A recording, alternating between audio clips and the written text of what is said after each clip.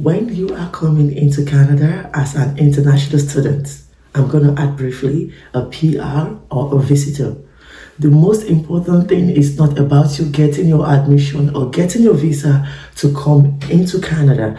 Certain factors that will make your life more comfortable and easier should be considered. Factors such as, but if I lay down and I play dead and I stay dead, maybe you'll get... Hey babes, what's up? Welcome back. So today in this video, we'll be talking about living in Canada as an international student. Hey, don't get it mixed up.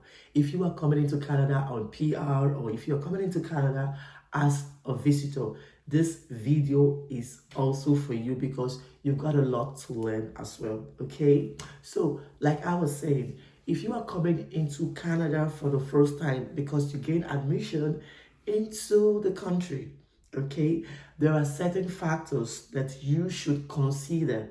So the first factor we'll be looking at is the standard of living in New Brunswick in Canada, where I am currently. Here in New Brunswick, Canada, I would say the standard of living is moderate, in as much as New Brunswick is a small community. Okay, so you cannot compare the standard of living here to the standard of living we have in Toronto. Okay, so the standard of living is about average. Okay, it's not too low and it's not way high like we have in Toronto. So if you are looking for a place where you can have a simple, quiet life, then New Brunswick is that place for you who don't like the rowdiness of a city life. The next one we're talking about is the cost of living. The cost of the living is, it's super nice. The cost of living in New Brunswick, Canada is very low. When I say it's very low, it's very low. When you go to the groceries and you want to shop for food for the month as a single international student or as a single person on a PR or on a visit visa, it depends on how you eat anyways, but typically for one individual, if you have about $300 should be able to feed you perfectly and comfortably in a month. Okay, so in New Brunswick there are several malls here. Okay, so you can either shop from Walmart, you can shop from Sobeys, you can shop from Canadian Store, and you can shop from Costco. Okay, so remember I mentioned 4 major malls that you can shop from in New Brunswick. And then if you are like you are into traditional, you would like to have something classic from your country, and then we have smaller stores, which are based on indigenous private. Okay, I'm going to start from India. So if you're watching this video, you're from India and you want to have a taste of Indian delicacy or Indian classics, we have Bombay Spice and some other smaller Indian stores. Okay, and then from Nigeria and for others from Ghana and other African countries, majority of them use basically the African store. We have several African stores here in New Brunswick. We have Wakim and a lot more. So any of the African fruits or the Indian fruits that you need to support the food you'll be eating here, you can get all of these from the stores. So that does not mean when you are coming into Canada, you shouldn't bring a little bit of your cultural food from your home country. You should. So just bring enough that will last you for some time before you start purchasing. And let's go to the third on the list. The third on the list is transportation. Transportation in New Brunswick is very cheap. Hear me out. Transportation is very cheap. Do you know I spent just $55 to get my bus card? And with this $55 bus card, I can go anywhere that I want to go within my city. Okay, so if I want to go out 10 times in a day, if I want to go 20 times in a day, I can use my particular student's bus card for $55. But if you are coming as a visitor or you are coming on a PR, you wouldn't be entitled for this $55 bus card.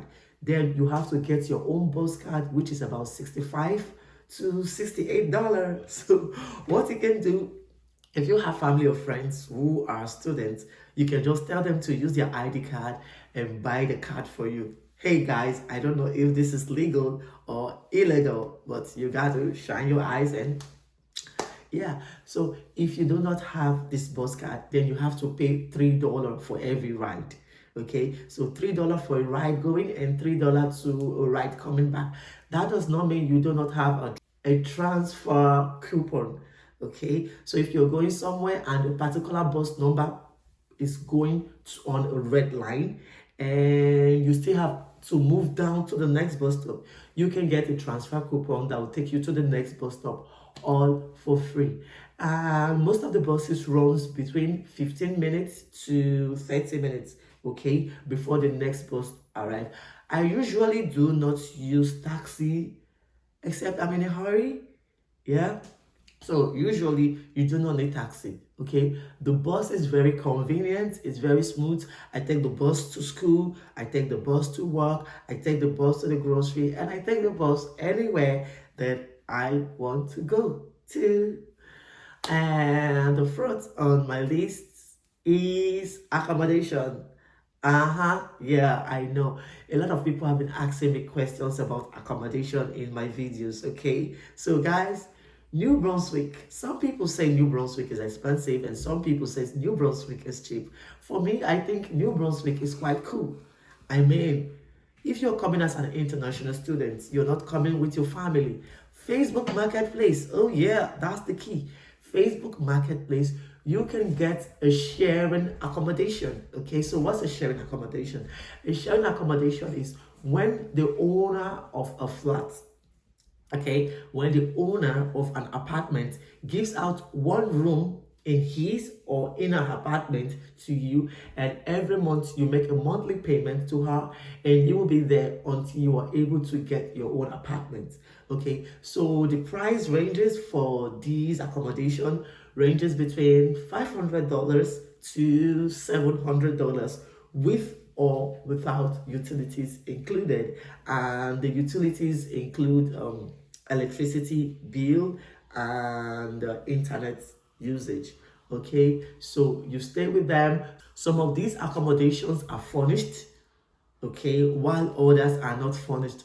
But personal advice to you from experience, always go for a furnished apartment, because a furnished apartment will make you more comfortable and your life more easier, because you can just move in without purchasing anything, and then when you get your own apartment, then you can gradually move out and buy what you want with the taste that you want. So when I was staying with someone, it was already furnished and I stayed with her for about 5 months, and then after 5 months I got my own apartment. And then of course, as I got my apartment, I began buying my furniture just the way that I wanted it. Okay, so let's talk about you who would want to get your own apartments. Okay, so basically apartments starts from about $1,000, and $1,000 would get you a living room and a bedroom. Okay, so it's like called one bedroom and a living room. So the price starts for about $1,000, and between $1,000, $1,050, $1,150, sometimes $1,200, you know, depending on the area where you find it. But the least you can get is $1,000. Sometimes you can also get to about $950, you know. But if you get this accommodation for the lowest price, it's like $950 for a living room and a bedroom. It might not be inclusive, like electricity bills might not be inclusive. Okay, and then for the two bedrooms,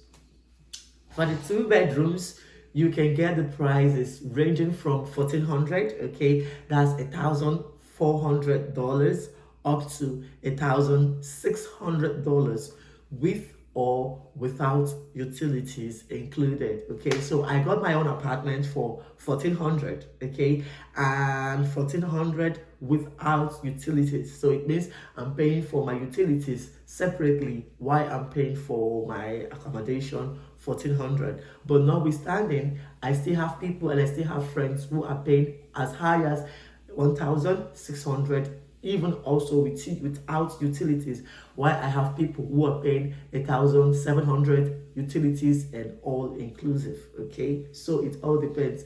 And for you who have a large family, you want to get a 3 bedrooms, the minimum you can get here in New Brunswick is 1600. That's $1,600 without utilities. So that's the minimum that you can get. And sometimes you could also be lucky and you can get as low as 1,500 without utilities. Okay, so for like 3 bedrooms, the utility usually comes around at $200, 200 something dollars, and then you have the heating unit and you also have the AC which you use during the winter. Hey guys, note when you're purchasing furniture for your accommodation, most of the houses, majority of the houses do come with your gas cooker and it comes with the microwave, but not all houses come with a microwave, and then also comes with a washing machine, it comes with a dryer. Okay, so you wouldn't need to buy all of these things. I will repeat, houses comes with a washing machine, houses comes with a dryer, houses come with a refrigerator, houses come with a gas cooker, and then optional, some houses come with a microwave. My own house did not come with a microwave, okay, so I bought my own microwave. Funny enough, there are 2 types of accommodations you can get in Canada. I mentioned that earlier on. So you can get a fully furnished apartment and you can get a vacant apartment that you would want to furnish by yourself. A fully furnished apartment comes with a chair, the tables and all of that, but some people prefer getting an empty one that they would fix on their own. And now to the last, yeah, for you international student, the last is about the school. Okay, you should know a lot about your school, where your school is situated, if it is accessible by bus, if you do not have a car to drive at the first time you came. So you need to know a lot about your school. You need to know if your school will give you a postgraduate working permit after you study. You need to know if your school is a DLI, if it's a designated learning institution. Otherwise, you would go to school, you will graduate, and upon graduation, you will see that you are not eligible for postgraduate work permit. And if you are not eligible for postgraduate work permit, how do you apply for your PR? Good question, right? So you should put a lot of these into consideration. So I am attending Crandall University. Crandall University is in New Brunswick. I'm not just speaking too good about my school, but trust me, my school is nice. Crandall University is situated in the center of the city where I stay. It's very easy to accessible. The methods of learning is top-notch. The lecturers are top-notch. The academic staffs and the non-academic staffs, they are so welcoming. The students, it's a diverse community. You would meet people from all countries. It's so diverse and it's very much inclusive. At this point, I just want to tell you that if you like what I've said, if you like what you're saying, and if you want to know more, okay, about things in Canada, drop all of your comments in the comment section. You know, I like saying this. Click on that like button. Come on, guys, smash that like button. Subscribe. I want to have chits chats with you guys. If you want to know anything about New Brunswick, I'm telling you now, in my language, you say, talk now. I will reply you everything in the comment section. Let me know everything you want to know so that you can get ready before coming down to Canada. I promise you, I will make your journey smooth by letting you know all you need to know before coming. All the mistakes that I made, you are not going to make them, right? So let me help you. Drop all of your questions, drop all of your comments. I will see you in the answer section, and guess what? And I will see you in Canada. Bye. But if I lay down and I play dead and I stay